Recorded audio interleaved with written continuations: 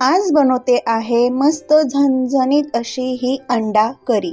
या अंडा करीसाठी अगदी वेगळ्या पद्धतीचा म्हणजे एक खास मसाला बनवलेला आहे, ज्याने या अंडा करीची जी ग्रेव्ही आहे ती अगदी रिच फ्लेवरमध्ये बनून तयार होते।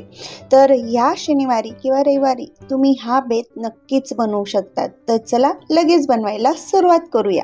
नमस्कार, मी शीतल मॉम्स किचनमध्ये आपले खूप खूप मनापासून स्वागत करते। गॅसवर तवा ठेवलेला आहे। तव्यामध्ये एक पडी तेल टाकून घेतल्यानंतर इथं 2 मोठे कांदे हे लांबट कापून अशा प्रकारे टाकून घेतलेले आहेत। आता ही करप बनवत असताना आपल्याला खूप डार्क ब्राऊन असे हे कांदे भाजायचे नाहीत, हलकेसे सोनेरी रंगाचे येतात तोपर्यंत आपण यांना तेलात छान परतून घेणार आहोत।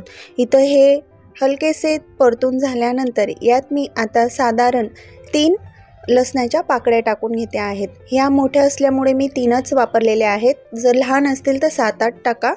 आता लसूणसुद्धा करपमध्ये व्यवस्थित परतून झाल्यानंतर गॅस बंद करते आणि करप एका प्लेटमध्ये काढून घेते। कढई गॅसवर ठेवून घेतलेली आहे, त्यात एक पडी तेल टाकून घेते। तेल हलकंसं गरम झालं का यात उकडलेली 7 ते 8 अंडी मी हे टाकून घेतलेली आहेत। आता ही अंडी तेलामध्ये 2 मिनिटं परतून घेते।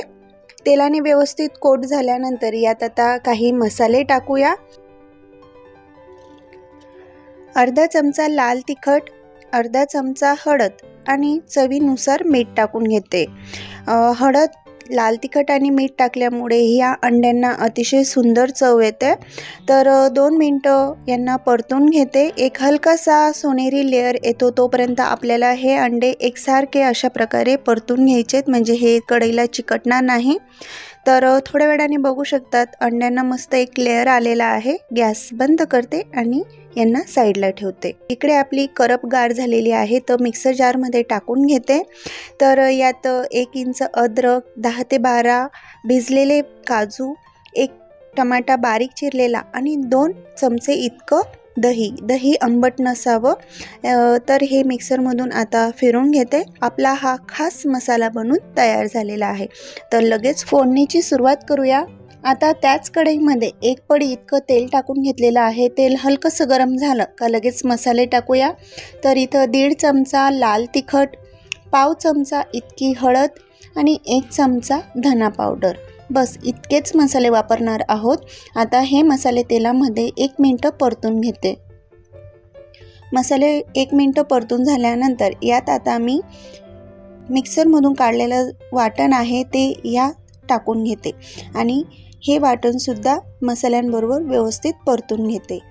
2 मिनिटं छान मिक्स करून घ्यायचं आहे। हे मिक्स करून घेते तोपर्यंत अजूनपर्यंत आपल्या चॅनलला सबस्क्राईब केलं नसेल तर नक्कीच सबस्क्राईब करा आणि हो, बेल आयकॉनलाही नक्कीच प्रेस करून ठेवा, म्हणजे नवीन येणाऱ्या रेसिपींचं नोटिफिकेशन तुम्हाला लगेच मिळेल। तर इथं आपला हा मसाला व्यवस्थित मिक्स करून झाल्यानंतर याला हलकंसं तेल सुटायला सुरुवात झालेली आहे।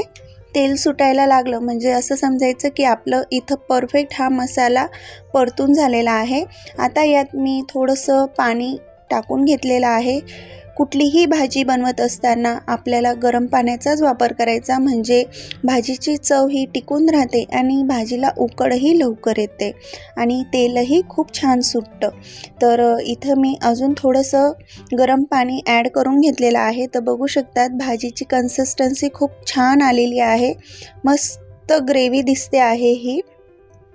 तर 2 मिनिटं अजून उकड काढून घेऊया। आता यात मी चवीनुसार मीठ टाकून घेते आणि त्यासोबतच यात आपण जी फ्राय केलेली अंडी आहेत ती यामध्ये टाकून घेते। तर काही मिनिटातच अगदी सोप्या आणि साध्या पद्धतीने ही अंडा करी किंवा अंडा मसाला बनून तयार होतो। यात मी आता कसुरी मेथीही टाकून घेतलेली आहे आणि पुन्हा मिक्स करून घेते। 2 मिनिटं आता झाकण झाकून हिला एक वाफ काढून घेऊया। तर 2 मिनिटानंतर बघू शकतात भाजीचा रंगही खूप सुंदर आलेला आहे आणि दिसतेही खूप छान आहे। तर यावर बारीक चिरलेली कोथिंबीर टाकून घेते आणि गरमागरम झणझणीत अंडा करी सर्व करायला घेऊया. मस्त गरमागरम ही अंडा करी तुम्ही चपातीसोबत, ज्वारीच्या भाकरीसोबत नक्कीच एन्जॉय करू शकतात. जी अंडा करीची जी ग्रेव्ही आहे ती अगदी रिच फ्लेवरमध्ये बनून तयार होते. तर हा बेत तुम्ही एकदा नक्कीच बनवून बघा आणि कशी झाली आहे ही रेसिपी कमेंट्स करायला अजिबात विसरू नका. भेटूया अशाच चमचमीत आणि झणझणीत रेसिपीसोबत. तोपर्यंत धन्यवाद.